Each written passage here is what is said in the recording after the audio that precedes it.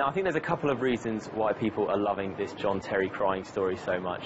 Firstly, football fans absolutely love it when somebody else loses, especially a team like Chelsea, who've had so much success in recent times, and a manager who's so divisive as Jose Mourinho. People just love getting one over on him, really. And secondly, John Terry is pretty much an internet meme in himself. If John Terry gets out of bed the wrong way, people will be laughing about it on the internet. His face crops up in pictures all over the web. If any team from any league wins a trophy, you'll see somebody Photoshop a picture of John Terry in straight away, because of course famously he got his full kit on when Chelsea won the Champions League and he wasn't even playing. So, I mean, this is just the perfect story for the internet, really. John Terry crying, Chelsea losing, it's the perfect storm. Today, the forgiving and understanding online community haven't let him forget it. But he's not the first sportsman to be caught blubbing on camera.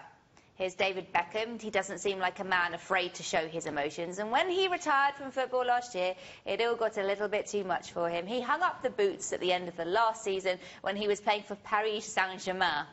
It wasn't the first time D-Beck was seen in tears. He welled up when he stepped down as England captain in 2006.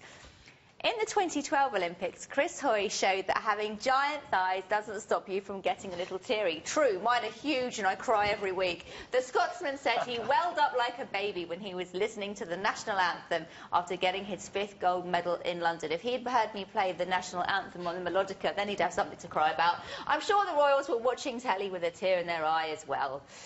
And now, if there was a crying World Championships, Roger Federer would be #1 hands down. The Swiss tennis star doesn't ever let winning get in the way of a good emotional breakdown. Reports he burst into tears when he won a £1 on a scratch card remain unconfirmed. And finally, our muzzer, the Muzzmeister, Andy Murray. He wept uncontrollably when he lost the Wimbledon final to Federer in 2012. So, who can blame him when he shed a tear having finally achieved his lifelong dream the next year? He also had a weak cry when being given the freedom of Sterling last Wednesday.